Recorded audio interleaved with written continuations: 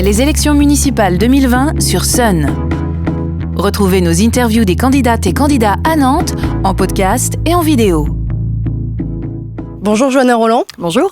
Vous êtes candidate socialiste à la mairie de Nantes, tête de liste Nantes en confiance, candidate à votre réélection donc, puisque vous êtes maire de Nantes depuis 2014. Voilà, alors en quelques mots et pour commencer cet entretien, quelle relation, quel dialogue vous entretenez avec les acteurs économiques, les réseaux et plus précisément les chefs d'entreprise de notre territoire ? Quotidien parce que je crois qu'il n'y a aucun hasard dans le fait que Nantes soit une des 2 grandes villes de France avec le plus faible taux de chômage. Rappelez-vous, en 2014, j'en avais fait ma bataille numéro 1. Pendant la campagne municipale de 2014, quand on me disait quelle est votre priorité, je disais l'emploi, l'emploi, l'emploi. Force est de constater qu'en matière d'emploi, les résultats de Nantes sont particulièrement positifs. Quand je dis les résultats de Nantes, est-ce que je dis les résultats de la municipalité uniquement ? Bien sûr que non, ça n'aurait aucun sens. Ces résultats, ce sont ceux de l'engagement de l'ensemble des acteurs nantais qui concourent à cette dynamique. Une équipe municipale et métropolitaine qui donne un cap, qui fixe une stratégie, qui contribue à la dynamique du territoire. Juste un chiffre. Les achats dans nos grandes collectivités, on en parle très peu. J'ai eu l'occasion de dire récemment, de démontrer que 80% de nos achats se font en Loire-Atlantique. Ça veut dire que la force, la puissance d'investissement de Nantes et de sa métropole, quand elle investit sur le territoire, eh bien, elle réinjecte finalement de la valeur ajoutée au territoire. Mais c'est aussi l'engagement des acteurs économiques dans leur diversité. Je pense à l'économie sociale et solidaire, 16% quand même des emplois sur notre territoire, c'est très important.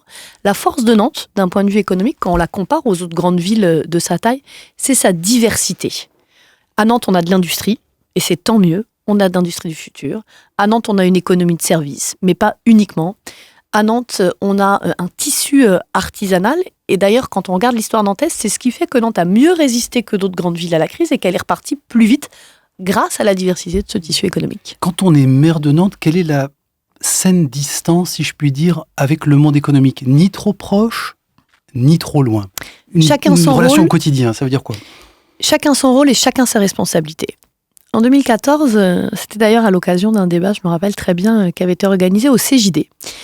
Centre des jeunes dirigeants. Un entrepreneur nantais me dit « Vous nous utilisez mal » à Nantes. J'avais été assez surprise par cette phrase. Mais qu'est-ce que ça veut dire « vous nous utilisez mal » Il me disait « On est des citoyens, on a nos opinions politiques, pas forcément les vôtres d'ailleurs. Il en demeure pas moins qu'on est des citoyens engagés de cette ville. Parce que quand on est un chef d'entreprise, on investit, on prend des risques, on crée de l'emploi sur le territoire. Il nous avait dit, nous, on est intéressés par le fait de contribuer avec vous à un certain nombre de sujets. C'est ce soir-là, dans la suite de cet échange, que j'ai pris la décision de mettre dans mes engagements le Conseil métropolitain des acteurs économiques. C'est une instance nouvelle qui s'est mise en place. On avait au début une règle du jeu très simple, un sujet concret, un sujet prospectif. La première année, le sujet concret, c'était la sécurité dans les zones d'activité. Le sujet prospectif, c'est comment le numérique vient bouleverser l'ensemble du monde entrepreneurial.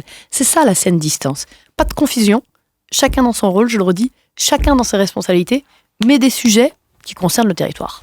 On se tourne vers les années à venir. Si vous êtes réélu maire de Nantes et qu'on doit citer 2 grands projets d'aménagement, des projets, on en parle, prioritaires, structurants, stratégiques pour le territoire. À quoi vous pensez ? D'un point de vue économique strictement ? Ou plus largement ? Alors j'en citerai 2. Le CHU. Le CHU parce que un tel niveau d'investissement sur notre territoire, mesurer la force que ça va donner à nouveau à l'économie nantaise et à l'emploi nantais. Et puis le deuxième, parce qu'il y est directement lié, c'est ce projet de station S que nous voulons mettre en œuvre autour de la santé. Nantes, aujourd'hui, c'est plusieurs filières stratégiques. L'alimentaire, avec le mine. Demain, la santé, avec cette station S. Les industries culturelles et créatives, avec la Halle 6, qui s'est ouverte sur l'île de Nantes. Et l'industrie, avec l'IRT Jules Verne. On a des filières stratégiques et des fleurons. La mobilité reconnue comme un frein, notamment à la dynamique et à la vitalité économique, au même titre d'ailleurs que la formation. Mais un sujet sur cette mobilité, aujourd'hui, quelles sont les premières réponses concrètes à apporter urgemment avec un réseau routier et de transport en commun qui est saturé au quotidien? Vous savez, il y a quelques temps de ça, j'organisais un temps d'échange avec une quinzaine d'acteurs économiques, de chefs d'entreprise. Il y en a un qui me dit Madame le maire, je comprends pas, vous devriez aller beaucoup plus loin sur les trottinettes. Moi, je crois au développement des micromobilités, des trottinettes, etc. Et puis l'autre qui était à l'autre bout de la table, qui réagit et qui dit non mais Madame le maire, faut arrêter avec ces trucs de bobo. Moi, j'ai une entreprise de logistique, mes gars, ils habitent à 40 km d'ici et ils ont besoin de prendre la route. Être maire de la 6e Île-de-France, c'est entendre tout ça et chercher à partir de là quelles sont les meilleures options. Moi, j'ai fait 3 propositions. 1, développer les transports en commun. C'est 3 nouvelles lignes de tramway demain. C'est penser les usages avec la gratuité des transports en commun le week-end et la baisse de 20% des prix des abonnements.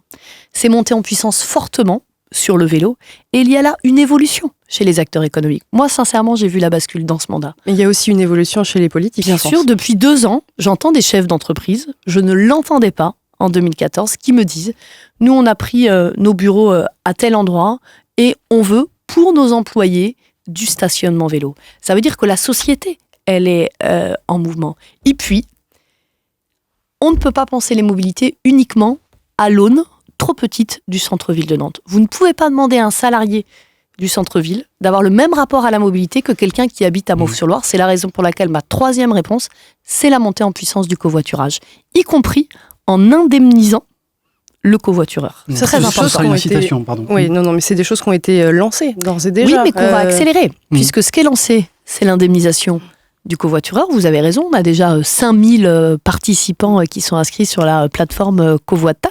En revanche, ce qui va venir, c'est le développement d'infrastructures spécifiquement dédiées au covoiturage. Et là, on voit bien qu'en termes d'échelle, on va passer un cap.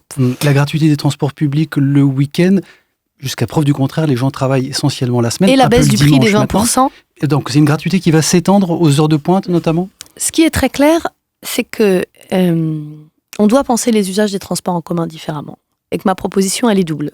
Gratuité le week-end, baisse de 20% des abonnements. Ça veut dire que pour tous ceux qui travaillent, il y a un plus, il y a un mieux tout de suite. Et qu'ensuite, l'objectif de la gratuité le week-end, c'est quoi ? C'est que celles et ceux qui nous écoutent et qui peuvent encore se dire « Ouais, mais prendre les transports en commun, c'est plus long, c'est plus compliqué, c'est plus galère. » Non, c'est simple, c'est facile, c'est plus économique et c'est plus écolo. Ils le testent.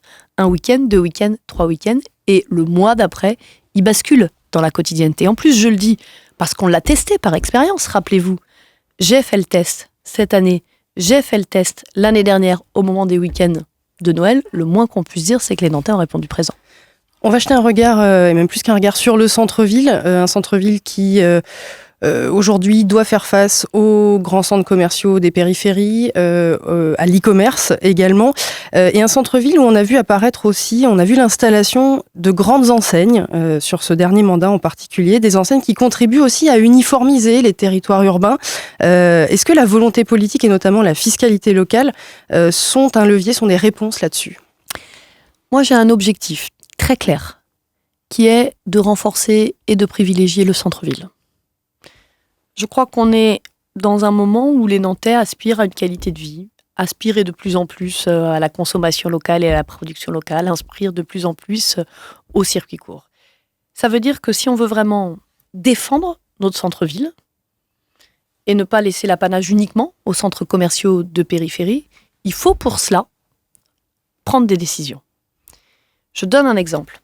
Si on veut que notre centre-ville soit fort, oui, il faut avoir à l'intérieur du centre-ville, dans certains espaces, dans certaines parcelles, des locomotives qui vont donner de la puissance. Ce sont des choix. En revanche, moi je me bats justement contre la standardisation. Je crois qu'il y a un risque aujourd'hui dans nos grandes villes françaises, mais même européennes, c'est que demain, toutes nos grandes villes se ressembleraient. Partout on habiterait pareil, partout on consommerait pareil, partout on aurait les mêmes pratiques culturelles. Mais si vous voulez avoir demain des petits artisans dans le centre-ville, si vous voulez avoir demain des indépendants, si vous voulez demain avoir cette diversité, il faut d'abord donner la priorité au centre-ville et faire en sorte qu'il y ait ces espaces de proposer. Ça veut dire aussi qu'il y a d'autres sujets à travailler. J'en cite un, la question de la logistique urbaine. Si on veut lutter contre la standardisation, alors il faut de la logistique urbaine. Et puis, si on veut lutter contre la standardisation, c'est aussi continuer à développer l'économie sociale et solidaire. J'ai dit tout à l'heure que c'était 16% des emplois sur notre territoire. C'est extrêmement important. On est loin d'être à ces chiffres-là dans les autres grandes villes françaises.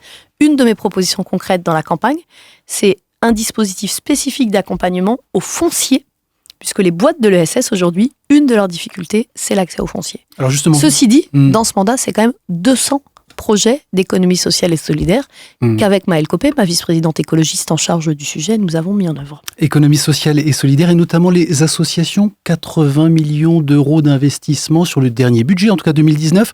C'est quoi les garanties que vous donnez sur le prochain mandat? C'est le maintien de cet investissement-là ou le renforcement que vous adressez aux acteurs de l'ESS et associatifs qui nous écoutent, qui nous regardent? On parle de l'ESS en particulier? Des acteurs, oui, des acteurs associatifs. Oui, mais l'associatif, il y a l'ESS, il y a la grande solidarité, il y a l'écologie, il y a la culture, l'ESS. Donc dans ce mandat, 200 projets soutenus. Dans ce mandat, l'invention du prix de l'innovation sociale. La première année, vous vous souvenez, on a soutenu ce très joli projet qui s'appelle Bout à Bout, qui a ensuite été primé. Cette année, c'est le kiosque paysan que nous avons soutenu. Donc derrière, c'est un nouveau modèle alimentaire. Ça veut dire que demain, oui, c'est développer l'économie sociale et solidaire, avec notamment cette proposition de faciliter l'accès au foncier. Mais c'est pas seulement l'économie sociale et solidaire, je le dis, parce qu'il y a un vrai choix là-dessus. À l'aune des enjeux écologiques, soit on dit, demain, on s'appuie uniquement sur l'économie sociale et solidaire, soit on dit, ce qui est ma position, non seulement on fait confiance à l'économie sociale et solidaire, on lui donne les clés d'un certain nombre de projets, mais c'est l'ensemble du tissu économique qui doit basculer vers la transition écologique. Parce que moi, je crois qu'on n'inventera pas la société post-carbone sans penser le modèle économique de cette société post-carbone. Et quand j'ai vu comment Social Change, qui est cette grande manifestation sur la responsabilité sociale et environnementale, a grandi dans ce mandat, quand j'ai vu comment des acteurs économiques ont bougé, disons-le clairement, certains par choix, d'autres parce que c'est aussi l'évolution de l'activité économique qui les amène. Je crois à l'écologie qui rassemble. Donc je crois qu'on aura besoin aussi d'aller chercher ces acteurs-là dans des règles du jeu très claires et très établies. Dernière question, on l'a dit, Nantes, la métropole sont des territoires très attractifs. Vous l'avez cité, un taux de chômage qui est plus faible qu'ailleurs, autour de 6,7%. Pour autant, il y a aussi une partie de la population de Nantes qui, entre guillemets, reste sur le bord de la route. On a un taux de pauvreté qui est aux environs de 15% sur Nantes. Votre réponse à ça, sur un éventuel deuxième mandat? C'est un de mes défis majeurs. C'est moi une des raisons pour lesquelles je me suis engagée en politique. C'est ma bataille première. Vous savez, moi, je viens du monde des ONG, de la politique de la ville, des quartiers populaires. D'abord, je crois qu'il n'y a pas une réponse à ça, il y en a plusieurs. Le premier, c'est qu'ici, les quartiers populaires sont dans la ville et que je vous invite à voir ce que nous sommes en train de faire à Bellevue, à Nantes-Nord, à La Bautière, au Dervalière, y compris sur les questions économiques. Quand à Nantes-Nord, on installe un projet de développeur économique, quand à Bellevue, on dit qu'il y a une opportunité d'un centre d'affaires, ça veut dire qu'on ne dit pas, je vais le dire de manière cash, il y a l'insertion sociale pour les pauvres d'un côté et l'entrepreneuriat pour les autres de l'autre. On dit que c'est aussi la diversité des fonctions de la ville qui doivent être proposées. Donc ça, pour moi, c'est extrêmement important. Derrière, c'est la question de l'émancipation. Et puis, je vais aller un peu au-delà. C'est aussi la question du rapport entre Nantes et son grand territoire. Je pense qu'une des propositions les plus innovantes de notre programme sur les sujets de développement économique, c'est de dire on doit penser demain autrement l'installation des acteurs économiques entre la métropole et les territoires périurbains ruraux. Et ça, c'est un changement total de notre logiciel. Moi, je crois que les Nantais y sont prêts. En tout cas, je vais le porter. Je vais le porter avec enthousiasme. Parce que quand on parle notamment de l'artificialisation des terres, le premier réflexe de tout le monde, c'est de penser logement. Quand on regarde les chiffres, le vrai enjeu sur l'artificialisation, il est sur le développement des zones d'activité économique. Donc c'est oui les quartiers populaires, parce qu'en France, au moment du débat sur les gilets jaunes, les grands oubliés de ce débat public, ça a été les quartiers populaires. Et je crois que si dans la République, on donne l'impression qu'il y a une partie des habitants qui sont délaissés, alors on se met en grave danger pour l'avenir. Donc ce regard, mais aussi ce focus bien plus large qui sort des frontières institutionnelles de la métropole. Ça veut dire que le centre-ville va rester pour des gens qui auront les moyens de se l'offrir, de se le payer? Eh bien, je vous invite, si vous ne connaissez pas ce très joli projet qui va sortir, à regarder un projet immobilier qui sort à côté du Radisson, place Aristide-Briand. J'ai bien en tête d'ailleurs que les Républicains avaient été très défavorables à ce projet. Place Aristide-Briand, c'est 50% de logements sociaux. L'ancienne maison d'arrêt. Absolument. Donc non, on ne peut pas dire qu'à Nantes, il n'y a pas des choix qui sont faits. C'est une bataille. Lutter contre la gentrification dans les grandes villes, c'est une mobilisation de tous les jours. Je vous donnerai juste un chiffre. Nantes, c'est 27% de logements sociaux. C'est 41 000 logements. Regardez les grandes villes françaises et regardez combien sont à 27% de logements sociaux dans une ville où 70% des ménages y sont éligibles. C'est une vraie bataille, c'est une vraie mobilisation, mais je crois qu'à Nantes, on a plein de ressources pour la mener. Bon, donc 9 000 logements par an, ça c'est sur le prochain mandat, dont 5 000 à l'échelle de la ville. Donc 5 000, effectivement, d'accord, très bien. Dernière petite question, très rapidement. Le 15 mars au soir, qu'est-ce qui sera négociable ou pas dans une stratégie d'alliance que vous imaginez forcément déjà? Pour l'instant, c'est le premier tour. Moi, je trouve que ça aurait un côté très désagréable pour les Nantais et ceux qui nous écoutent de dire « vous n'avez même pas fait votre choix ». Certains habitants ne savent même pas encore s'ils vont aller voter, parce que moi, je pense qu'une des grandes adversaires dans cette élection, c'est l'abstention. Et déjà, on est en train de parler de la suite. Enfin, c'est tout ce que les gens détestent. Donc, mon sujet à moi, c'est le premier tour. Le 15 mars, on pourra reparler de la suite. Et le deuxième tour, ce sera le 22 mars. Merci beaucoup, Merci Joanne Roland, tête de liste Nantes en confiance.